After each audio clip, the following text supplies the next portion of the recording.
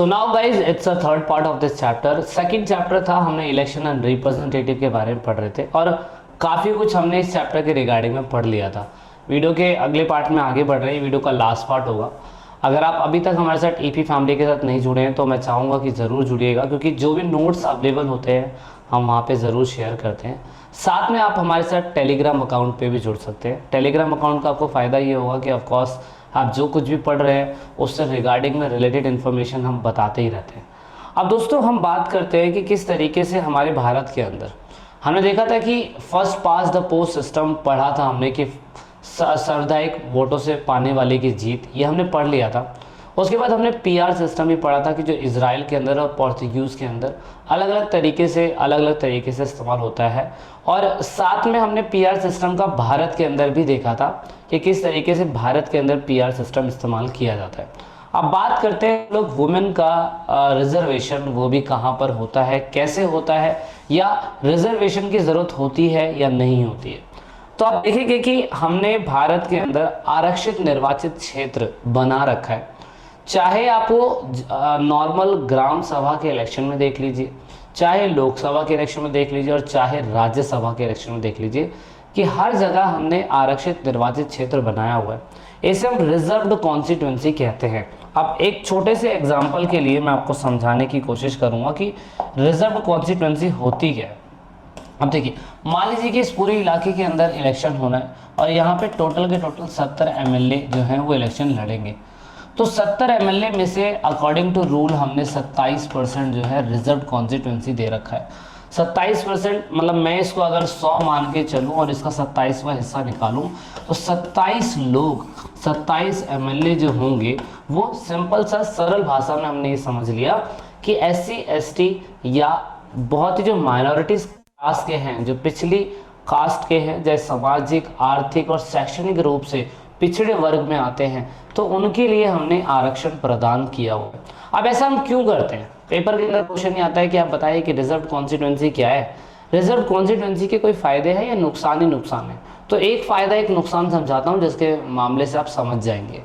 अब मान लीजिए कि अगर हम कहते हैं कि ठीक है, समाज में पिछड़ी जाति के लोगों के को भी हमें कहीं ना कहीं हिस्सा देना चाहिए ताकि वो समाज के अंदर आगे बढ़ सके, कोई दो राय नहीं है। एक अच्छी प्लस पॉइंट हम कह सकते हैं कि ऐसा होना चाहिए कि ये प्लस पॉइंट हो जाता है कि समाज में सभी को बराबरी का अधिकार है, क्योंकि ये पिछड़ी जाति से हैं, शिक्षा उस तरीके से नहीं मिल पाई, आर्थिक व्यवस्था ऐसी नहीं थी, जो सामाजिक दशाएं वैसी नहीं थी, सोशल सिस्टम ऐसे नहीं थे कि इनको उस लेवल तक आगे ले जाया जा सके। अब बात ये कही जाती है कि नेगेटिव पॉइंट क्या होते हैं।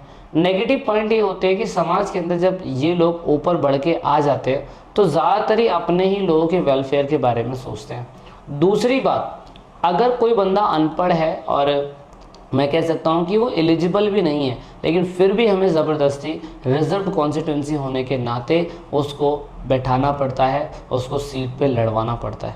तो दो नेगेटिव और दो पॉजिटिव पॉइंट मैंने बताए हैं।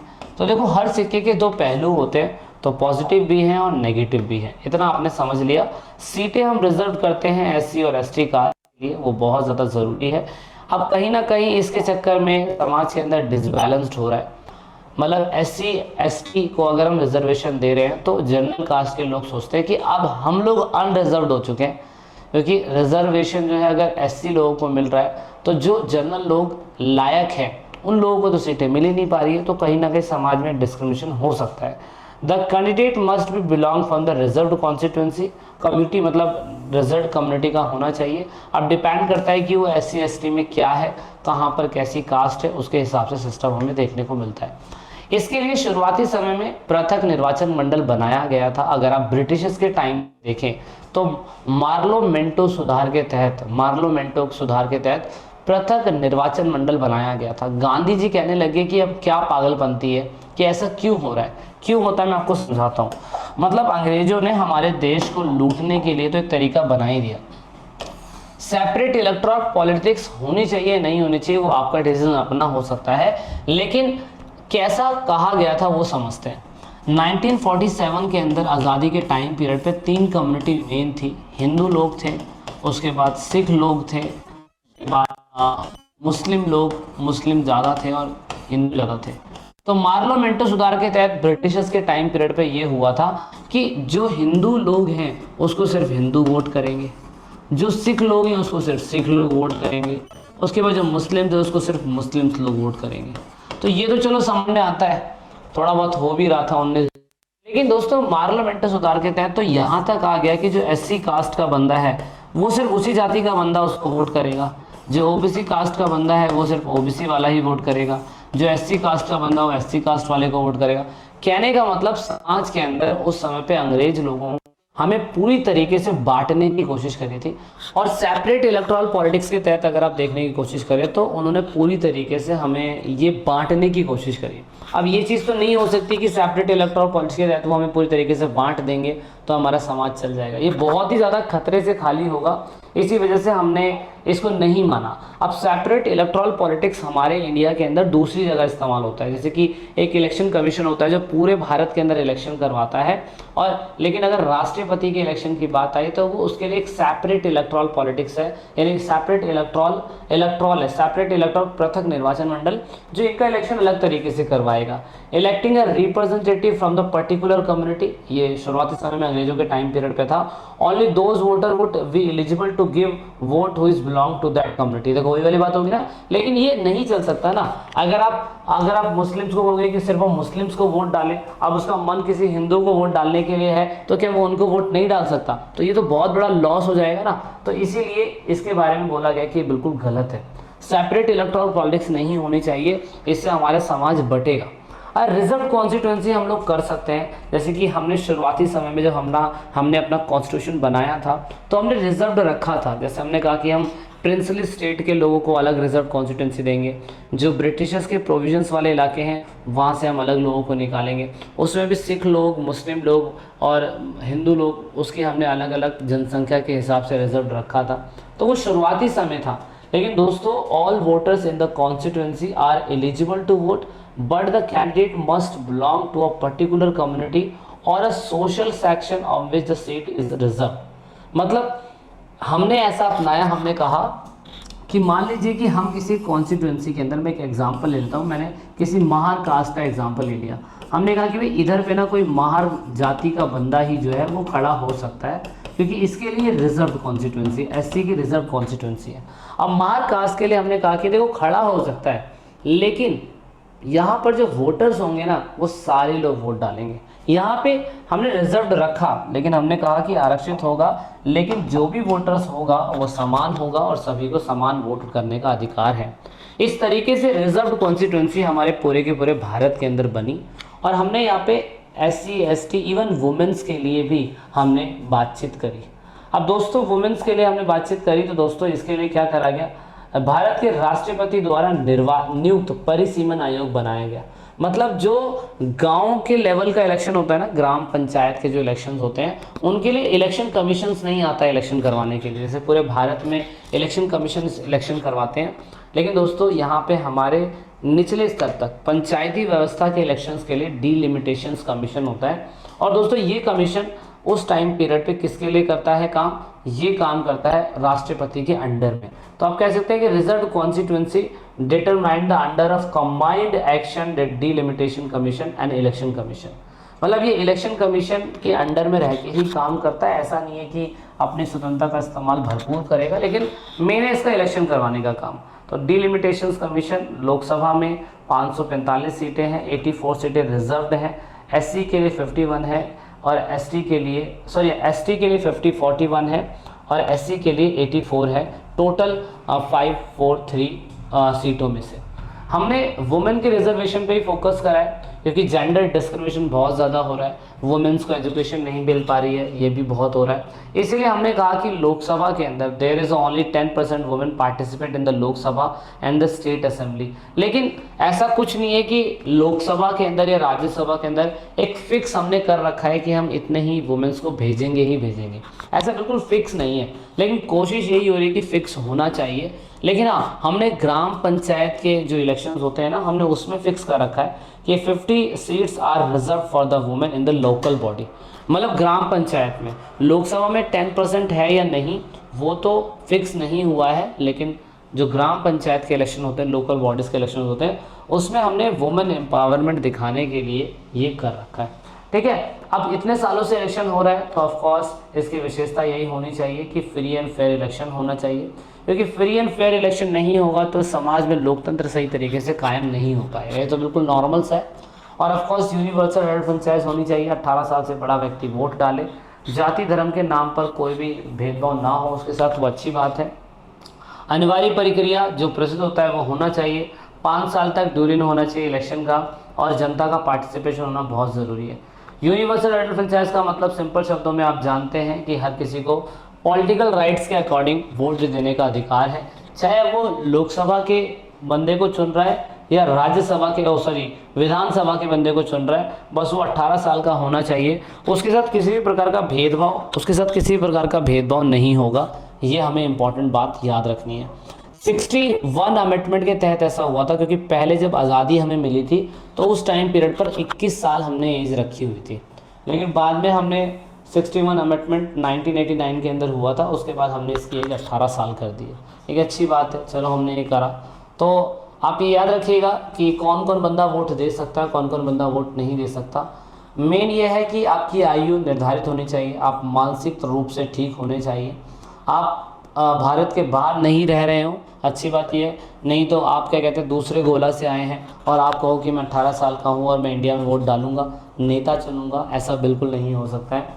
दूसरा, आपके ऊपर कोई क्रिमिनल एक्टिविटी ना हो, ठीक है ना, आपको भ्रष्ट या करप्ट ना करा गया हो क्राइम मास्टर गोगोई की तरह, इसीलिए आप वोट डाल सकेंगे। दूसरा, जो इलेक्ट्रॉल वो होता है ना, वोटर लिस्ट, उसमें आपका नाम होना ज़रूरी है, जब भी आप वोट डाल सकते हैं, अदरवाइज़ आप वोट नहीं डाल सकते, ठीक है।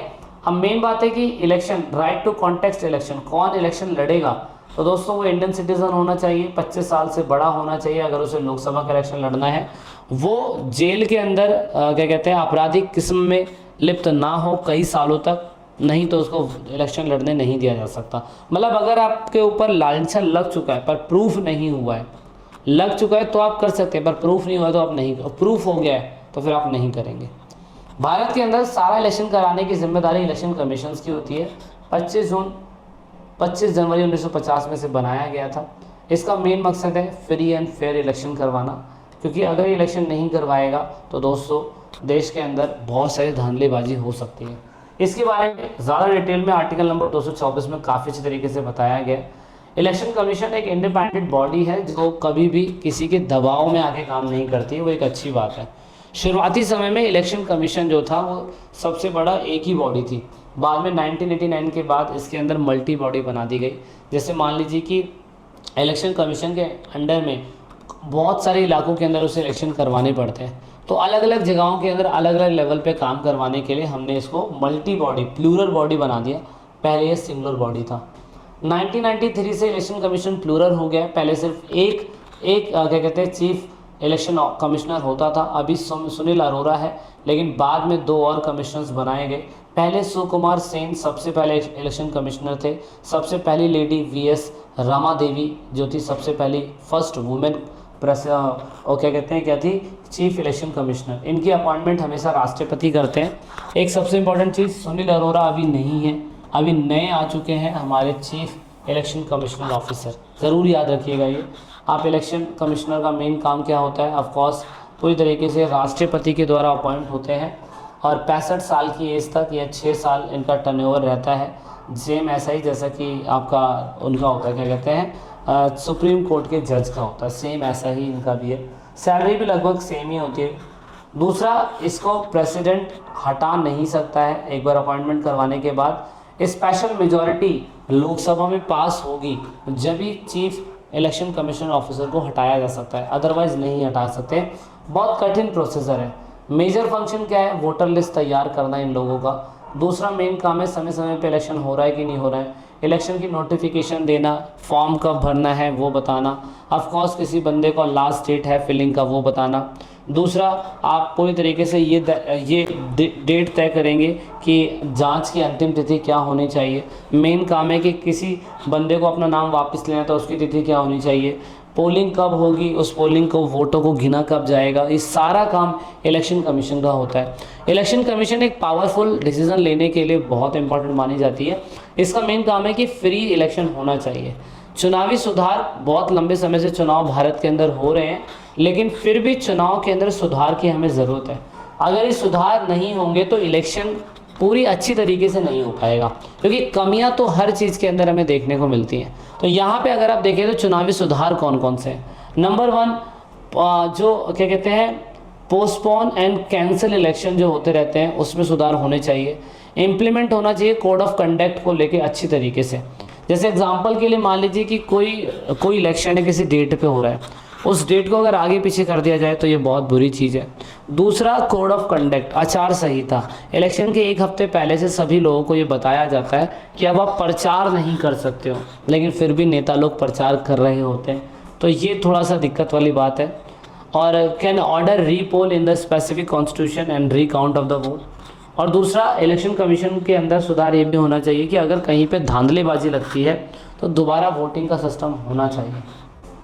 हमारे इंडिया के अंदर FPTP सिस्टम है जो ऑफकोर्स बदलना चाहिए, क्योंकि FPTP सिस्टम के तहत चुनाव के अंदर होता है कि दूसरे वोटर्स जो दूसरे लोगों को वोट डाल के बैठे होते हैं उनका वोट लॉस हो जाता है। तो इसमें हमें कहीं ना कहीं बदलाव करने की ज़रूरत है। I am totally agree that, ये मैं मानता हूँ, आप क्या मानते हैं वो ज़रूर मुझे कमेंट करके बताइएगा कि FPTP सिस्टम से प्रोपोर्शनल रिप्रेजेंटेटिव होना चाहिए या नहीं होना चाहिए। दूसरा, वुमेन्स को ऑफकोर्स हमें सफिशेंट रिप्रेजेंटेशन देना चाहिए लोकसभा राज्यसभा दोनों में, जो हमने नहीं दिया है। दूसरा, बड़े बड़े जो बाहुबली टाइप लोग होते हैं अपने पैसों का, अपने पावर का इस्तेमाल करके वोट जीतते हैं, तो ये मनी और मसल पावर नहीं होना चाहिए, ये गलत है। दूसरा, हमें कास्ट और धर्म के बिहाफ पे कभी वोट नहीं मांगना चाहिए, या इलेक्शन में धर्म या कास्ट नहीं होनी चाहिए। अगर ऐसा कुछ होता है तो उसको बैन कर देना चाहिए उस कैंडिडेट को, तो ये हमें थोड़ा फोकस करना चाहिए। दूसरा, क्रिमिनल लोगों को कभी भी इलेक्शन लड़ने से मना करना, ये तो कुछ ऐसी चीज़ें हैं जो इलेक्शन कमीशन को तुरंत ही करनी चाहिए, ठीक है ना। दूसरा ये भी है कि जो भी इलेक्शन हो रहे हैं उसको सही तरीके से रेगुलेट करना। इलेक्शन का मेन काम है कि कोई इलेक्शन के अंदर जो मशीनें हैं, EVM मशीनें, उनका मिसयूज़ ना हो। फ़ोटो कार्ड कंपलसरी रखना चाहिए कि कोई भी बंदा संदिग्ध लगता है, क्योंकि जाली वोट बनने के बहुत ज़्यादा चांस होते हैं, तो वो सरकार को इलेक्शन कमीशन को फोकस करना चाहिए। तो दोस्तों ये था पूरे चैप्टर के अंदर जो हमने बिल्कुल डिटेल्ड में समझने की कोशिश करी है, और मैंने मेन चीज़ें आपको समझाई है, यहाँ वहाँ की कोई चीज़ें नहीं समझाई है, जो आपके पढ़ने के लिए समझने के लिए ज़रूरी है, ठीक है। सो इस चैप्टर को हम ख़त्म कर चुके हैं। नेक्स्ट चैप्टर में जल्दी मिलेंगे आप सभी लोगों से। जब तक के लिए जय हिंद, जय भारत, वंदे मातरम, भारत माता की जय। This is it in this video.